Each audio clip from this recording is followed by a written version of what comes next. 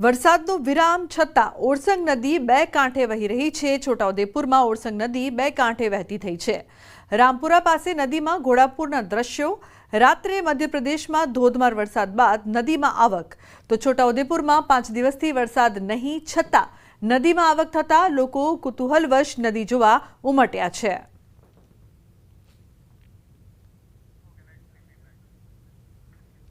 नियम भंग करनार सामे आरटीओनी लाल आंख। स्कूल वान रिक्शा सामे कार्यवाही। क्षमता करता वधु बाळको बेसाडवा। स्कूल वान में पीडी नंबर प्लेट न होवी, वाहन दस्तावेज न होवा तेमज फिटनेस सर्टिफिकेट न होवा पर कार्यवाही कराई छे। 17 स्कूल वान डिटेन करवामां आवी छे तो 85 मेमो आपवामां आव्या छे तेमज 6.50 लाखनो दंड वसूल करवामां आव्यो छे। उल्लेखनीय है कि नियम भंग करनार सामे आरटीओ लाल आंख करी रही है। खास करीने जे अमदावाद आरटीओनी स्कूल वान छे अने रिक्षाओ छे जे नियमोनो भंग करे छे तेमनी विरुद्ध कार्यवाही करवामां आवी रही छे। तो नियम भंग करनार सामे कार्यवाही करवामां आवशे। 17 स्कूल वान डिटेन करवामां आवी छे कि जेओ नियमोनो उल्लंघन करी रही होय। तो 6.5 लाखनो दंड पण वसूल करवामां आव्यो छे। हाल में जो लास्ट वीक में टोटल 38 दिवसे चेकिंग थई रह्यु छे। लास्ट वीक में शाहीबाग पासेनी तमाम स्कूलोनुं चेकिंग करवामां आव्युं हतुं। तेमां टोटल 17 मेमो बनाववामां आव्या हता अने 1,10,000 ना चलन इश्यू करवामां आवेला छे अने आगळ पण आ कार्यवाही चालू ज रहेवानी छे।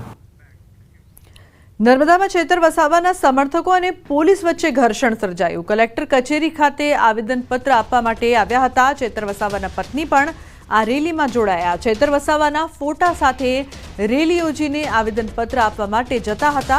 पोलीसनी तानाशाही नहीं चलेगीना नारा पण लगाव्या। तो रेली योजीने आवेदनपत्र आपवा माटे जता हता ते समय जे प्रकारथी आ समग्र घटना बनी छे। चेतर वसावाना समर्थको अने पोलीस वच्चे घर्षण सर्जायुं छे। तो कलेक्टर कचेरी खाते रेली योजीने विरोध नोंधाववामां आव्यो। चेतर वसावाना पत्नी पण आ रेली में जोड़ाया हता। तो रेली योजीने आवेदनपत्र आपवा माटे तेओ जई रह्या हता। चेतर वसावाना समर्थको अने पोलीस वच्चे बोलाचाली बाद घर्षण सर्जायुं हतुं। उल्लेखनीय छे कि नर्मदा कलेक्टर खाते तेओ आवेदन आपवा माटे जई रह्या हता। दीपक जोड़ाया छे વધુ માહિતી આપવા માટે। दीपक, શું વધુ વિગતો પ્રાપ્ત થઈ રહી છે સમગ્ર મામલે? हाँ बिल्कुल, खास बात करिए तो जो चेतर वसावा है जो लाफाकांड में अत्यारे जेल में है और जो संजय वसावा है फरियादी है ते फरियादी फरियाद कर्या बाद चेतर वसावा अत्यारे जेल में है।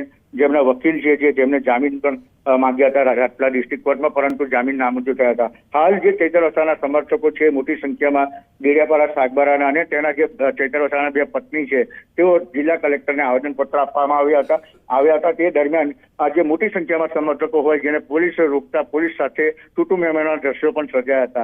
એટલે જે ચેતર વસાવાના બિંદુ પત્ની અને એમની માંગ છે કે વહેલી તકે ચેતરને છોડી મૂકે અને ચેતર સાથે જે અન્યાય થયો છે તે બાબતે પણ સ્પષ્ટતા કરે। ત્યારે કલેક્ટરને આવેદનપત્ર હાલ તો આપી દેવામાં આવ્યું છે અને જે સમર્થકો છે તે જે સમર્થકો છે પોલીસ અને જે સમર્થકો સાથે પોલીસ સાથે તૂટુ મેમો થયું હતું। પરંતુ વાત કરીએ તો જે ચેતર વસાવા સામે જે ફરિયાદી સંજય જે વસાવા છે જેઓ એક પડકાર પણ ફેંક્યો છે કે જે ચેતર વસાવા છે જેઓ પોતે માફી માંગી લે તે બાબતે એક પડકાર ફેંક્યો છે, પત્ર લખ્યો છે જેને લઈ આજે ચેતર વસાવાના સમર્થકો છે જે ઉશ્કેરાયા હતા અને ઉશ્કેરાયા બાદ કલેક્ટર ઓફિસે આવેદનપત્ર આપવા પહોંચ્યા હતા। जी बिल्कुल दीपक, आभार समग्र माहिती बदल।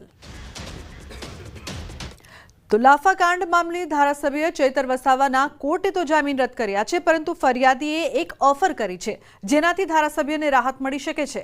तालुका पंचायतना प्रमुख संजय वसावाए पत्र लख्यो छे कि मारी साथे जे थयुं ए अने सागबाराना प्रमुख चंपाबेन वसावा साथे जे कर्युं ते अंगे चेतर वसावा जाहेरमां माफी मांगे तो हूँ केस पाछो खेंचवा तैयार छूं। जो के फरियादी संजय वसावाए पत्र लखवानी वात पर खुलासो कर्यो।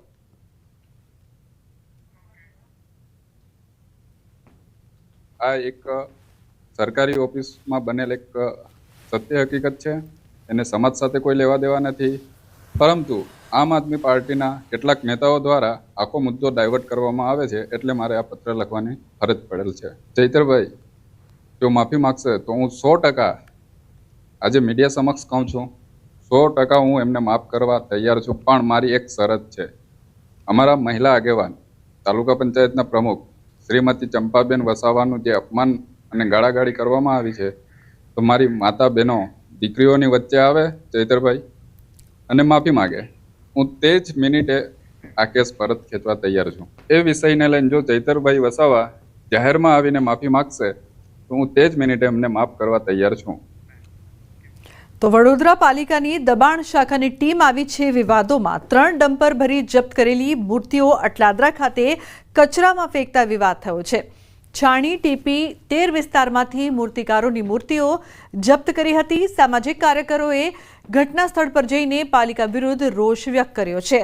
અટલાદરાના સ્થાનિક યુવાનોએ ભગવાનની મૂર્તિઓને કચરામાંથી કાઢી યોગ્ય નિકાલ કર્યો છે. તમારે એક રોડ રસ્તા બનતા નહીં, ગટર બનતી નહીં, કશું થતું નહીં. જે લોકો મૂર્તિ બનાવતા હતા, જે મૂર્તિ બનતી હતી આવનાર ગણપતિ ઉત્સવ માટે, એ મૂર્તિઓ તમે લાવીને જે રીતે ડમ્પ કરીને કચરા પેઢીમાં, એ પણ ડમ્પિંગ યાર્ડમાં કચરા પેઢીના જ્યાં નાખે છે એમાં તમે ભગવાનને નાખ્યા છે. વડોદરા મહાનગરપાલિકા દ્વારા 3 ટ્રક ભરીને ગણપતિ દાદાની મૂર્તિઓ લઈને આવ્યા છે અને આ મૂર્તિઓ એવી જગ્યાએ નાખી છે જ્યાં લોકો ઊભું રહેવાનું પસંદ નથી કરતા. રાજકોટમાં રતનપરમાં વિદેશી વિદ્યાર્થીઓની માથાકૂટ. મારવાડી યુનિવર્સિટીના વિદેશી વિદ્યાર્થીઓ પર આરોપ છે. સમગ્ર મામલે રતનપર ગામના લોકો પોલીસ કમિશનર કચેરી ખાતે પહોંચ્યા છે. તો નિવૃત્ત આર્મીના જવાનો સાથે ગઈકાલે આફ્રિકન વિદ્યાર્થીઓએ કરી હતી માથાકૂટ. પોલીસ અને તંત્ર ખબર છે છતાં કોઈ કાર્યવાહી ન કરતું હોવાનો પણ આક્ષેપ. અગાઉ પણ મારવાડી યુનિવર્સિટી વિદેશી વિદ્યાર્થીઓને લઈને વિવાદોમાં આવી ચૂકી છે.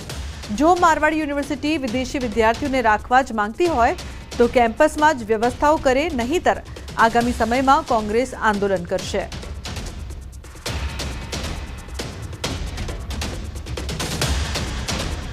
ક્યાંક ને ક્યાંક ખાનગી યુનિવર્સિટી પોતાના સ્વાર્થ માટે વિદેશી વિદ્યાર્થીઓને અહીંયા લઈ આવે છે, પરંતુ આ વિદ્યાર્થીઓ સમાજની અંદર દૂષણ ફેલાવે છે, દેહ વ્યાપાર ખુલ્લેઆમ કરે છે, ઓનલાઈન એપ્લિકેશનો, ઇન્સ્ટાગ્રામ, વોટ્સઅપ, ફેસબુકની અંદર ખુલ્લેઆમ ધંધાઓ કરે છે અને તેમ છતાં તંત્ર કોઈ જાતની કાર્યવાહી નથી કરતી. ખાનગી યુનિવર્સિટીની અંદર આપણા રાજ્ય અને આપણા દેશની બેન દીકરીઓ અભ્યાસ કરે છે. મહોત્સવ અને દેખાદેખીની અંદર યુવાનીમાં જો આ કુસંગતના રવાડે ચડશે, એ લોકો નશા કરે છે, એક જ રૂમની અંદર છોકરા છોકરીઓ સાથે રહેતા હોય છે, આખી રાત રખડતા હોય છે ત્યાં અને ટૂંકા કપડાં પહેરીને રખડતા હોય છે. આપણા દીકરા દીકરીઓ બધા જોવે તો આપણી ઘર સામે આ બધું બહુ ખરાબ દેખાય છે. અત્યારથી આપણી સંસ્કૃતિ બધી બગાડે છે. તો અમારી રજૂઆત એક જ છે કે આમને લોકોને, મારવાડીના સ્ટુડન્ટને મારવાડીની અંદર રહેવાની સુવિધા હોવી જોઈએ. વડોદરામાં વ્યાજખોરોના આતંક. વ્યાજ ન આપતા વિધવા મહિલાના પુત્રને 3 મહિનાથી ઘરમાં ગોંધી રાખ્યો. બુડાના મકાનમાં રહેતી વિધવા મહિલાએ દીકરીના લગ્ન માટે 70,000 વ્યાજે લીધા હતા. 70,000 સામે 1.5 લાખ ચૂકવ્યા છતાં વ્યાજખોરોએ ઉઘરાણી ચાલુ રાખી. વિધવાના ઘરમાં જીવાન પુત્રને પૂરીને વ્યાજખોરોએ રૂમને તાળું મારી દીધું.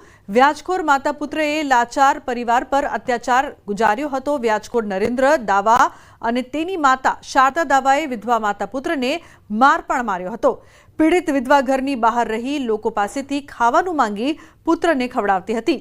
તો સામાજિક કાર્યકરે સમગ્ર મામલાની પોલીસને જાણ કરી. પોલીસે તાળું તોડી યુવાન પુત્રને બહાર કાઢ્યો છે. માંજલપુર પોલીસે નરેન્દ્ર દાવા અને માતા શારદા દાવાની ધરપકડ કરી છે.